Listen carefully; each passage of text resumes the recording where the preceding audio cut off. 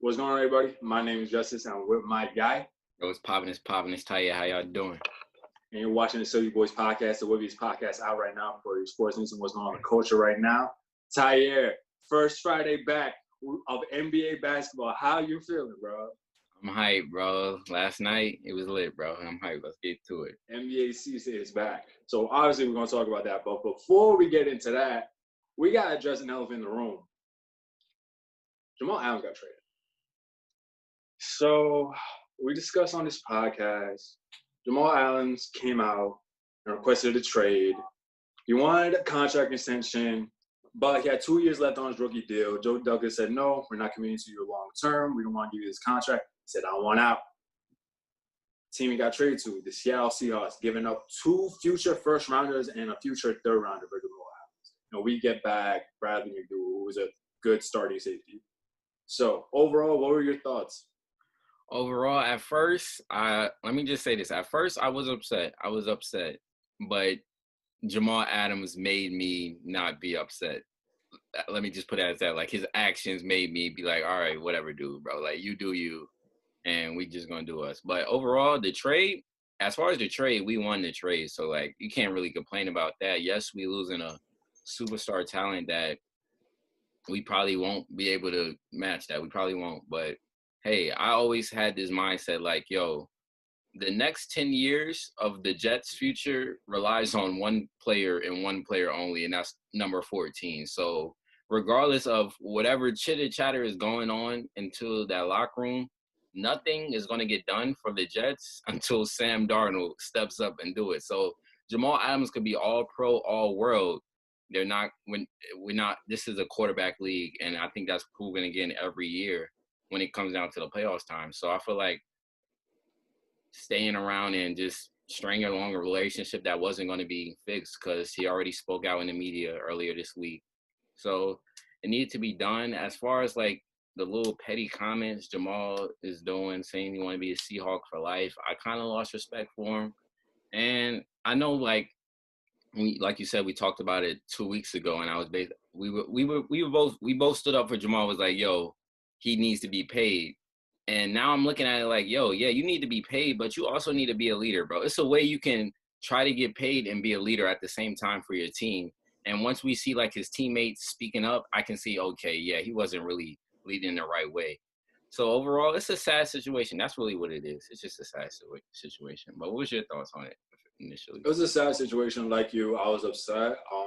I remember when I first got the news, I was literally just so shocked. The fact that a deal actually got done this year when he still had 2 years left on his contract. I thought, if anything, we were going to wait out a year to see what happens before then. But Joe Douglas, he had an offer on the table with the Seahawks, and that was probably the best offer he was going to get. You're getting 2 future first-round picks. Those picks are going to end up being probably mid-20s, late-20s first-round picks, which that the Jets can use. Like, at the end of the day, that's a first-round pick. So, again, like, I wish we could have kept Jamal. I wish the situation could have worked itself out. Obviously, that's not always the case when it comes to sports, especially when you're talking about player contracts and extending someone. So with that being said, the fact that they were able to still get a really good deal for him, a very talented safety like him, I'm happy for it. It was a little sad, but I'm overall happy with the fact that over the package that we got. And the fact that we got a starting caliber safety in return, that makes me feel better too.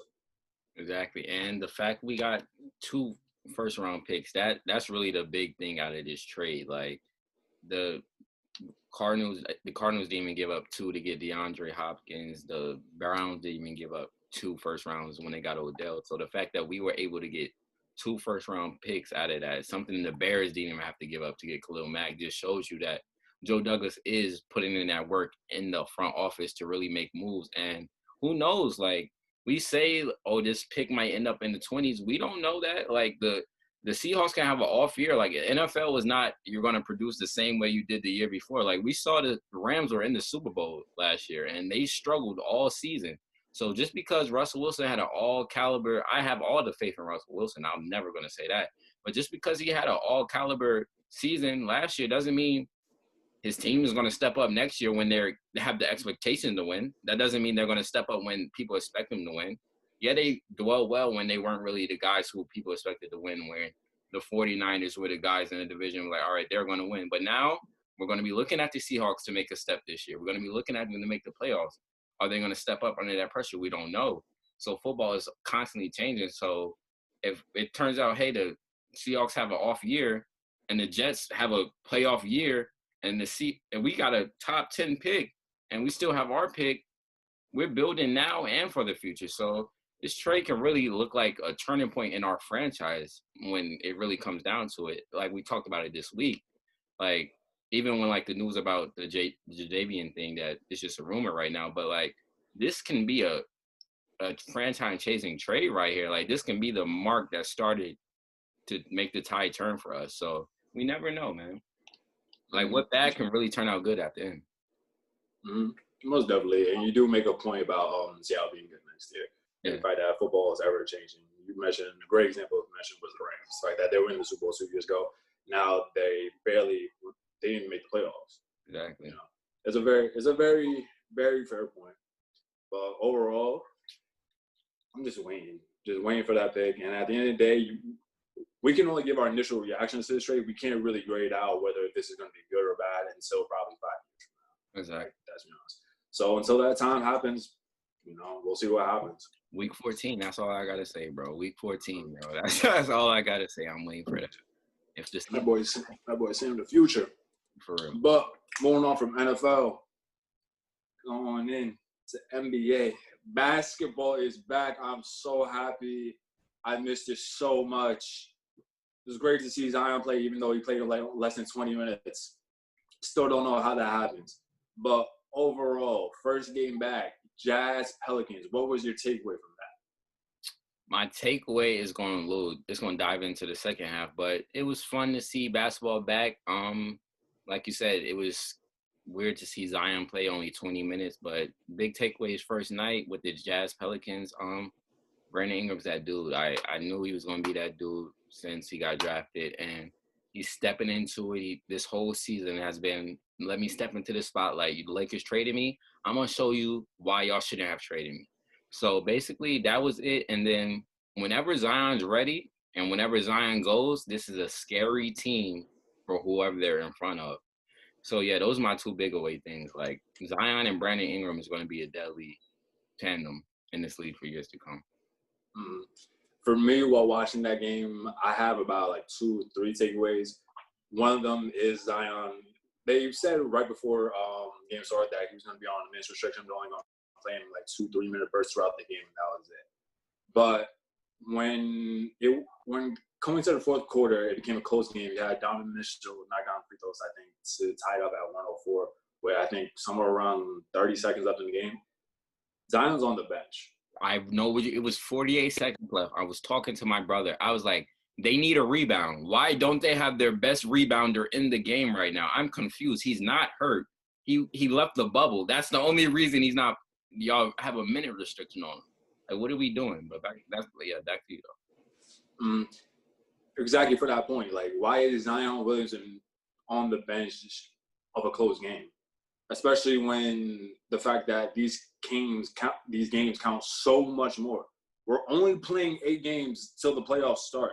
Right now, Pelicans, y'all are out the AC. Y'all are sitting there outside the box. So you need every win that you can possibly get. And just throw that for example, right now Memphis is the AC. Memphis can have a losing record. Memphis can go 2-6 for these next 8 games, and they'll still make the playoffs. That's how important these games are for these teams, for Portland, and for New Orleans. So why? I don't understand the decision. Why not? Just because that was a very winnable game. And also, my second takeaway from that game, I learned more about the Pelicans than I did about the Jazz. And with that being said, it goes back to Zion.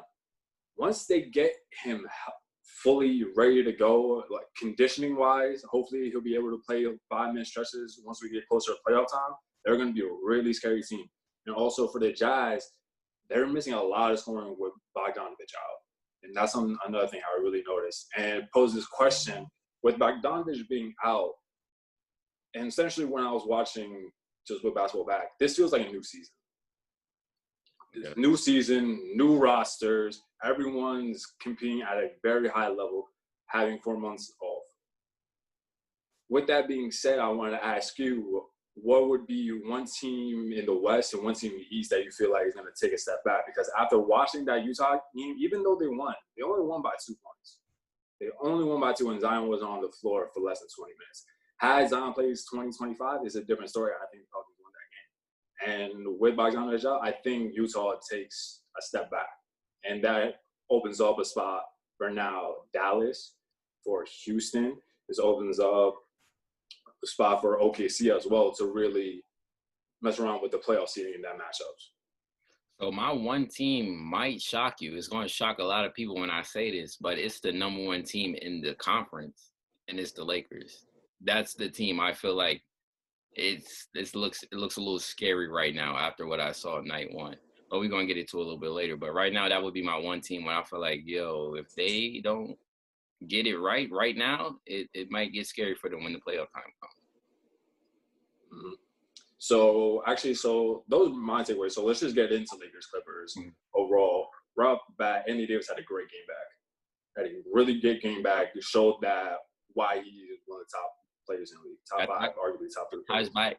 This whole game tied back to that conversation we had a couple weeks back when we both brought up who the most important players in that series would be, and both of those guys stepped up and showed, yeah, they're going to be the players. I said AD and you said Paul George, and last night they showed it. It's going to be on those two to like turn the tide for the series, because KD and LeBron, they're going to be a wash regardless. Like they even each other out. They're going to take, even though LeBron's better than them, but they're going to cancel each other out. AD can do things that PG cannot do, and PG can do things that AD cannot do. So whoever steps up in that role for that team, that's going to be a difference maker in this series. But the reason why I'm scared for the Lakers is AD did do that. He did step up in that role. And they were only won by 2 points. And the Clippers were missing their third and fourth best scorer. The Clippers had 20-plus turnovers in this game. That third quarter stretch when AD went off, Lou Will and Montrezl Harrell was playing in that game. They were up 11 after Kawhi and PG went off. They took their break. They had no offense. That's not going to be the case come playoff time. Lou Will's going to be there with his 20 points. Y'all not going to be able to get back into the game like that. And y'all not going to be as fresh as y'all were in this game. Y'all going to go through some rough playoff series. Like I said, like you said last week, that Trailblazers team, if they make the playoffs, that's a 5 to 6 game series for the Lakers. If the second round, if the Nuggets somehow fall to the 4th seed, that's a 6 or 7 game series for the Lakers. And then you're asking them to come into the Western Conference Finals against the Clippers and beat that team at full strength 4 games. Right now, I don't see it. Right now, after last night, even though the Lakers won, I don't see them beating the Clippers. Even though the Clippers lost, I don't see it right now. Mm-hmm. Now, you bring up a very, very good point, is the fact that Clippers were with Lou Will or Trez. And you brought up Lou was going to give you 20 in the playoffs. Trez is going to give you a double-double in the playoffs. They've both done it before, and they're not afraid. They're not afraid of anybody. They're not afraid of the stage at all. They're going to take it to you. This team last year pushed the defending champion Warriors fully healthy to 6 games. Like, without Kawhi and PG. Trez, Lou, and Pat were a big part of that. And they're still on the team. And, like, so it's like, it can get scary, bro. It is. But you bring a very good point, but I'm still rolling with the Lakers just because, again, LeBron James. And for me, I feel like the most important possession came at the end of the game with LeBron playing defense. He locked up Kawhi, forced Kawhi to give up the ball to Paul George, switched on to Paul George, and forced Paul George into taking a back shot. To me, those two that last defensive possession told me everything I think I need to know about LeBron James in terms of how he's going to handle for the rest of this year. In times when he needs to step up, he's not going to look to AD. He's not going to look to anybody else except for him to get it done at the end of the day. And when LeBron is in that mode, he's the best player in the world. He's the best player. Definitely. He looked like I thought he was going to go off yesterday. I'm not going to. I thought he did too. I really thought he did too. I saw his look before pregame. He looked like he was in demon time. He was ready to kill, but I guess he was just easing into it. But I'm like, yo, how do y'all only win by 2 with all these factors? Like in the playoffs, that's where the best team wins. The playoffs is made, the NBA playoffs, the best team will always win, regardless of what happens. Like, I get what you say, LeBron's the best player, but sometimes the best player doesn't win. Like, he went to 9 finals he was the best player in, but he didn't win. Like, so you can be the best player on the court and still lose because a better team is across that court. And I feel like that what it might come down to, like, beating this Clippers team, I don't see this that Lakers squad last night who everybody that's going to be in the playoffs, that playoff series played last night. So I don't see that Lakers squad really beating that Clipper team 4 different times. I can't see it after last night. Mm-hmm. And it's also worth mentioning too that Kuz scored in double digits game. Exactly. And the thing is, you're not going to get that all the time from Kuz. Exactly. You're not going to get double. I think he had like 16, something like that. You're not going to get 16 on a consistent basis for Kuz. Like, even though, like, yeah, he looks good and he's shooting more and his jump shot looks good. Again, the inconsistencies are still there, you know. At the end of the day, like, when we talk about AD being that X factor for them, Kuz is also going to be that X factor. If the Lakers are going to win a championship, it's also going to be part of the pressure is also going to be on Kuz as well to produce. Yeah, it's just I'm just excited for it to be done, be back, and I'm ready to see it play out. But the simple fact of Anthony Davis, that's the reason why that whole LeBron MVP talk shouldn't have even be talked about, bro. Last night I was like, Anthony Davis is the reason why Giannis is the MVP, and there's nothing else to talk about. Chris Middleton is not doing that ever. Right. So, like, let's just stop the talk. Right. And speaking of Giannis too, it's like this man, if you just take a look at the per 36 numbers, you take a look at all the advanced analytics stats, he's putting up like 36 and 14. Exactly. Like, he's doing this with sitting fourth quarters because they're blowing teams out. He's only playing like 30 minutes a game. And for a lot of people that's arguing LeBron, I'm like, yo, when did this become like a pity award? Like, so what? He's in his 17th year, bro. Like, would y'all give him this award when he was 25 if he had this season? No. So then don't try to do it just because he's in his 17th. Yes, it's great that he's doing this at an older age, but that shouldn't be the qualification to get the award. The best player in the season, and it's Giannis. He's had a better season than he had last year, which is ridiculous. And he won it last year. And exactly. He's about to be back-to-back MVPs. Exactly, bro. Like, it's just really people arguing it. And these are the same people that would say, oh, KD and Steph can't win the MVP because they're on the same team. Like, what? Like, what's your argument then? What's your argument then? Oh, but the reason why I said that I had to tie back, bro, about AD, but circling back to AD, bro, I was watching the game. I was watching the Pelicans game, then I watched the Lakers game, and I'm thinking, did AD make the right decision? Ultimately, did he make the right decision at the long haul of his career? Because when you think about it, honestly, the Lakers probably have a good 2 to 3 more years with LeBron at the helm. This is probably their best shot at a championship this season right here. Next year, KD's back. Steph and the Warriors are back with a number 1 pick that we don't know what they're going to do with. It's a lot of teams that are back healthy again. It's a new season. The same opportunity the Lakers have might not be there this year. Say LeBron retires after the next 2 seasons. AD's on the Lakers all by himself. At this point, he'll be about 29, 30. It's going to be the Pelicans situation over again. When you think about, hey, he was on the Pelicans. They had the number 1 pick. They could have picked Zion. It could have been him and Zion for the next 10 years. I think that situation is better for AD than what he chose. What do you think about it? To AD, if he wins a championship, he does it all over again. That's first and foremost. We can have this conversation if they don't. And just to have this conversation, ultimately, did AD pick the right decision? I mean,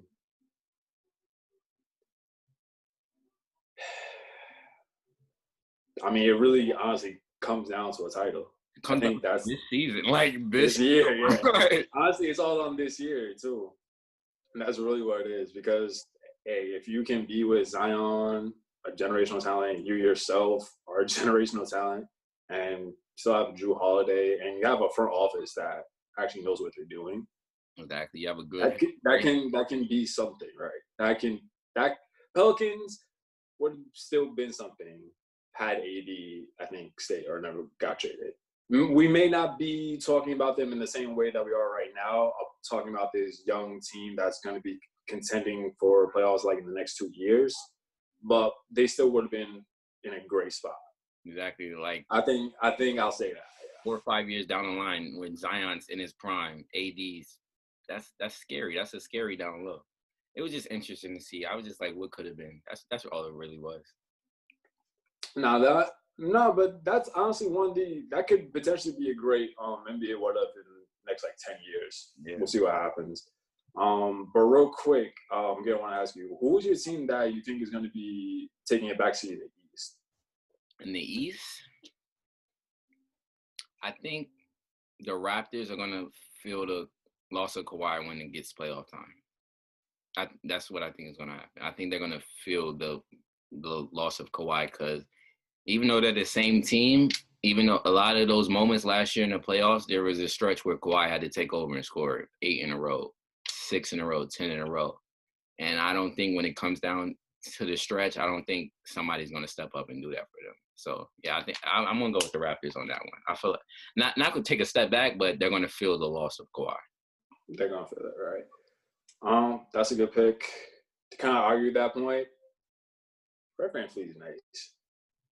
Like, Fred VanVleet in that closing game against the Warriors last year, like, he showed me, like, a lot. Like, he took a lot of big shots and he made them. I was like, okay, this guy can be something for real. But for me in the East, taking a step back, I can see Philly taking a step back again. Yeah, of course. I can see it. They're trying out. They're a really interesting team now because now they're going to play Ben Simmons at the 4 next to Embiid, and in transition, they're just going to let him run and be the facilitator. So their half-court offense is definitely going to change. And if you look at the numbers, but Simmons is better as like a pick and roll, as that pick and roller, and as a secondary ball handler in that half court. So Philly's going to change the way that they're played. We'll see what happens. Matisse Thybulle, he's looking really good coming back from the quarantine. But I think overall, though, they're going to take a step back. And I think Miami is going to end up being in that conversation of whether our top 3 East teams, I think Miami takes that spot from Philly. Yeah. I think if that Miami, it's going to be between Miami and the Celtics who the Bucks face in the conference finals. It's between those. And the Celtics actually have an interesting team, too, just because Kemba's dealing with knee injuries right now. And we still don't know, like, how serious it really is. So a lot of pressure is now going to be on Tatum and Jalen all over again. Mark it down. My boy is about to put on a show in these playoffs. Number 0 on the Celtics is about to put a show on. Mark it. Mark it. All right, duly noted. Mark it, bro. But actually, that leads into another conversation. Like, now that we got the NBA back in this quarantine bubble, this is saying, like, this is the ultimate AAU, circuit right now. So, like, what are some of your favorite players, like, you're going to be watching, like, definitely, I'm tuning into every Laker game, of course. The Clippers for sure, but players, Jason Tatum. It's just those ISO players that I know are going to really kill in this type of environment, like just straight stick to basketball type of environment. So JT, Harden, I really like Harden in this type of environment, and Dame. Those would be my 3: JT, Dame, and Harden. Can't be mad at that. I can see Dame going off in an environment like this. Same thing with Harden. I think Harden is probably the most curious question mark that I have for any player or any team. Just because I said it, I don't think the Rockets are winning the championship this year. But I think right now, all you need to do is just get hot. Yeah, if a team catches fire, and James Harden has shown when he catches fire, he's arguably like top 2 in the league. Like I can see a world where the Rockets are in the playoffs and he's having 40. I can see it happening. Regardless of everything, they still got 2 MVPs on that team. So like if they get hot, that's scary, and you got to look out. You can lose that series. Most definitely, bro. Man, I'm just really happy that basketball's back. I felt like a crackhead last night. I ain't even going to crack. I felt like a crackhead that had that first hit after like forever, bro. Not for real. Like watching it, like that was the first time in a long time where I was watching both games where I was into almost like every quarter. Like there wasn't a second that I really took for granted where I'm like, no, I'm here. I'm glued to the screen. I gotta see what happens. Bro, if the NFL is up and running, we're gonna have a sports overload, man. Like I don't know what I'm gonna do with my life. I'm like, yo, this is too much. And it's already starting to be a sports overload now. Just looking at the timeline, people just posting everything all over again now. That NBA's back. Basketball, WNBA, everything is playing right now. Everything. So it's like, okay, from the timelines, like, all right, things are starting to get back to normal. Exactly. On timeline, everything else is like, not so much. Yeah, but it was still good to see those social justice messages out there on the court yesterday. It was dope, that image of LeBron with his knee down and his fist up. That's gonna be in the history books. It was just dope. The whole opening ceremony for both games, the Meek monologue, everything the NBA is doing around Black Lives Matter movement and just the whole restart is dope. And these next 2 months is about to be lit. Mm-hmm. And speaking to that point, also shout out to the players for us using the platform still in the bubbles, talking about these things when they're doing their media press conferences. Oh yeah, and shout out to Kyrie Irving, standing about what you be about. Kyrie Irving is pledging $1 million to players who walked out and didn't play in these games. That's real action right there. I really applaud Kyrie for that. Like, a lot of people could talk about it, and a lot of his career, Kyrie was a talker, but now he's really about that action, and that's dope, man. Mm-hmm. Any more takeaways from basketball, man? Man, it's just we got a lot. We're gonna be talking about it a lot, bro. It's back. We was dead for months, man. The podcast, we had to create stuff, but it's back. Yep. we had to find something, but thankfully basketball is back. We'll see what happens with football and everything else. Also, shout out to the Yankees, chase for 28. You already know what the vibe is. Like, shout out Trey Graham. He be checking out the page, bro. Show this to Trey Young, bro. Flip the podcast to Trey Young, bro. Come on. Anyway, moving on from sports. The next versus has been announced. The High Roller Edition. Rick Ross versus 2 Chainz. It's going up. Rick Ross is going to win this, but I think a lot more appreciation is going to be put on 2 Chainz' name. Because at the end of the day, 2 Chainz is a rapper, and he can put together a hell of a song. So, scoreboard-wise, I think we're looking at 14-6 Ross, I think, realistically speaking. Yeah, like you said, Ross is going to murder this. Point blank. But 2 Chainz is that guy. He got bangers. Like, you can't sleep. Like, All Me, you can't forget about. He's on a lot of great posse records that you cannot forget about. He's on All Me. He's on Mercy. He's on, I forgot what else he's on. But All Me and Mercy are 2 songs that you cannot sleep on. So, like you said, 2 Chainz has a catalog, and he's just a great rapper. Like, I know a lot of people like to disrespect Southern rappers. No, Chainz and Ross are 2 Southern rappers that can rap. And it's going to be a great battle, but I got too much personal connection to Rick Ross to ever say that he's about to lose. Like, he founded my favorite rapper. So, like, I'm never going to, like, talk back to him. Like, he put him on.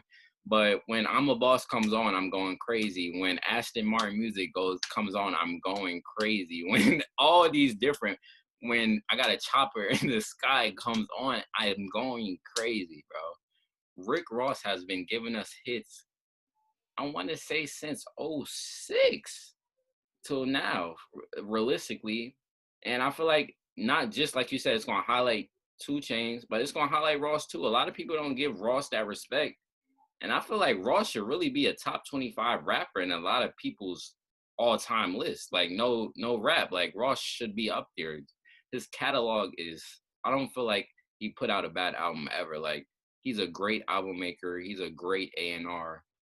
I feel like Chainz, this is a great matchup because they're similar in a lot of ways. They really know how to make music, so it's gonna be fun.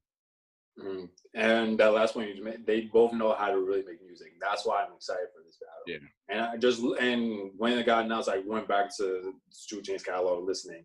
Like he has records. He has, and then thing you just spoke on with Ross too. Like after this battle, people need to take a look at Ross's catalog and all the albums that he's put out because they are really good. Like Teflon Don I listened to that for the first time over this past last summer, I think. That was one of the best albums I listened to in a long time.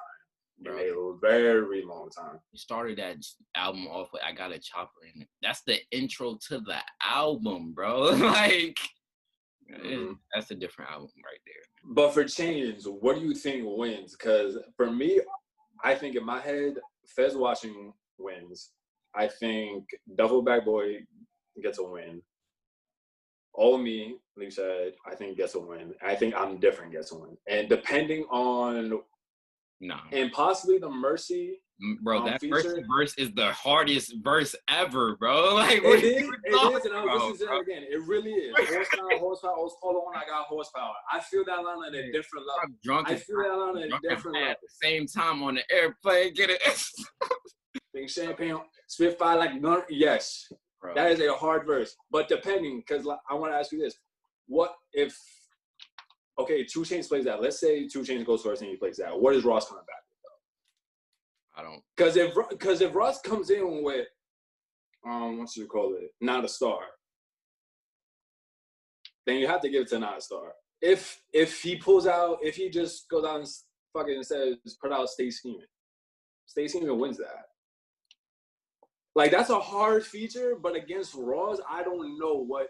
That's why I say it's a possibly point, just depending on what Ross plays.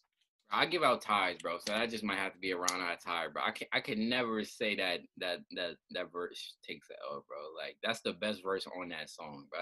I can never say that verse takes the L, bro. Absolutely not. Like we all remember like where we were, like just that time when we heard 2 Chainz come out and just spit on that out of nowhere, like, whoa. End of the song, bro. Kanye knew what it was. He said, yo, you can have the end of the song, bro. Like, you could finish this off, bro. Like, he was with rappers, Big Sean, Pusha T, and Kanye West. And they said, nah, 2 Chainz, you got the end of this song, bro. This verse is too hard, bro. So just the placement of him on that song, I'm saying, nah, bro, that's a win for me, bro. No, understandable. I'm just thinking about realistically in a battle where you play that record, there's still a lot of shit Ross can play against that. That's the only reason why I brought it up. It's a possible point, but it really just depends on what comes on. Like we said, we're gonna get smoked, and we said the same thing about DMX. But I think what we be overlooking is they only play 20 songs. So like, yeah, they're gonna get smoked if you go to 30, but the 20 is gonna look close as hell. The 20 is gonna feel like nobody lost. So that's where it really gets tricky, because like, if Snoop and DMX went to another 30, then that's where we would have got into, Snoop is smoking him. And I feel like we're not going to really say it's a smoke because we're only going to go to 20. But I feel like if Ross and Chainz went to another 30, then we would say, okay, he got smoked. But I feel like the 20 is really going to put a limit on what we're going to say is a smoke. But like you said, that 14-7, that's a divisive win. 14-6, that's a divisive win. So, like, yeah. Like, again, it's just purely on the fact that Ross has just been on literally just so much music over the past decade and a half. You know, no disrespect to 2 Chainz, but he was in a situation where he really couldn't put out nothing. Like, I really didn't, like, I'll be real, like, I really didn't even know about 2 Chainz like that in his whole rebrand until 2012 when he came back. And then he released everything, I'm Different and everything else that came along with that, you know? But you make a very valid point about, like, going to 30 records, and that's even the more so case with, like, other artists other than Ross and 2 Chainz as well. Yeah.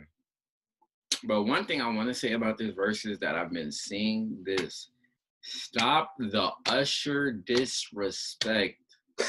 Usher will murder Chris Brown in a versus battle, and that is point blank, period. We talked about this a couple weeks ago when we spoke about Chris Brown.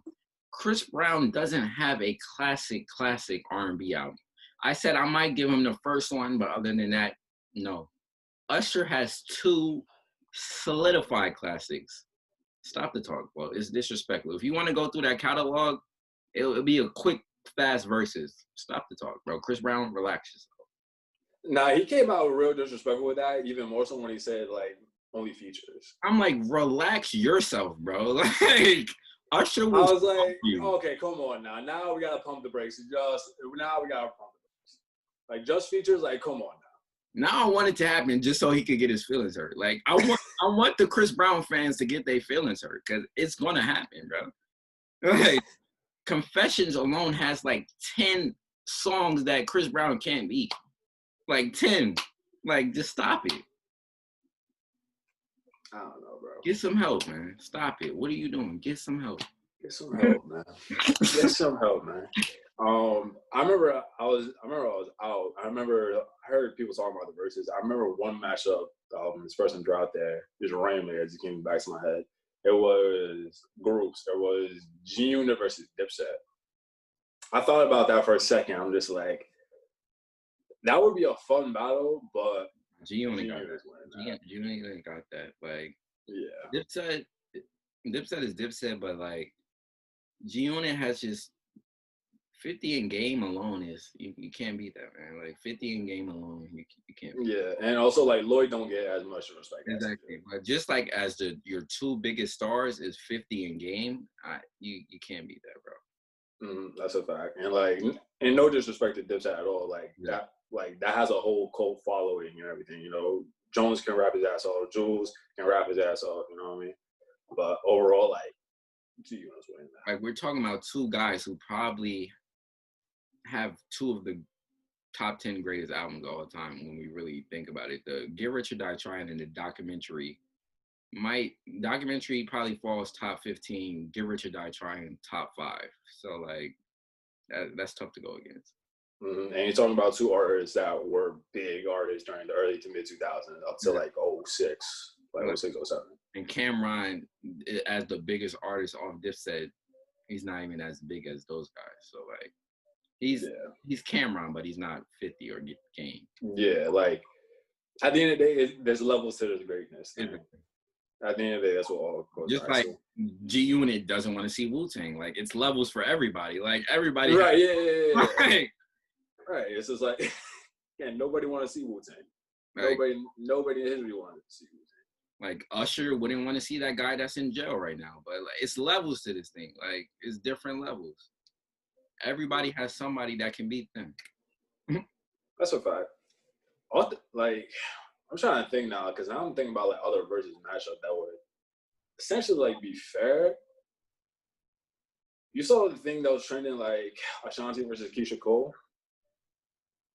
I like that, but I feel like their music is kind of different to really go up in a versus battle. I feel like Ashanti was making more club R&B music, and Keisha Cole is making more heartbreak R&B music. So I really don't see how that will flow in like a versus battle, like back and forth. Like we playing a Ja Rule record, and then Keisha Cole singing about her shooting somebody in their face because they broke her heart. Like I don't see how it correlate. Well, I don't care. What would be in your mind be a good Keisha Cole matchup?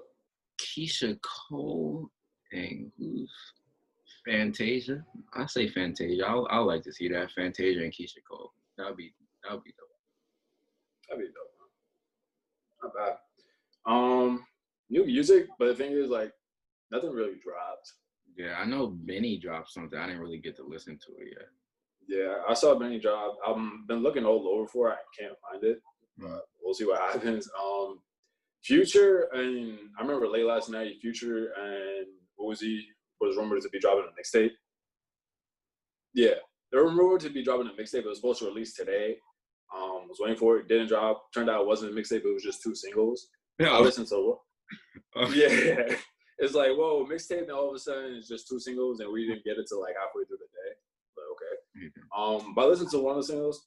It's cool. It's all right. If anything, this is just, just a warm up, the intro to what maybe they have in store later on, maybe towards the end of the summer, fall, maybe if they're gonna drop, mixtape.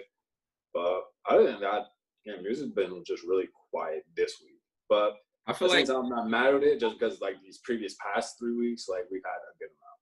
I feel like just how we being overwhelmed by sports right now. I feel like by September we about to get overwhelmed with music. Like everybody that held off at the start of quarantine because they wasn't sure. I feel like they'd be like, all right, we waited too long. They about to start dropping the albums. Like we're gonna get a Cole, we're gonna get Drake. We're gonna like the back half of this year is gonna be good music wise. We're gonna get a lot of good. We're gonna get a lot of good music, a lot of albums coming out. Yeah, that's a fact. Anything more you want to talk about, Brody? I think that's it, bro. I'm tired, bro. Been at work all week. All right, bro. And with that being said, thank you guys so much for watching. Make sure to like, share, subscribe. Don't take that much. Appreciate all the love that we've been getting, all the support. Really do appreciate that. With that being said, we'll see you on the next one. Oh, man.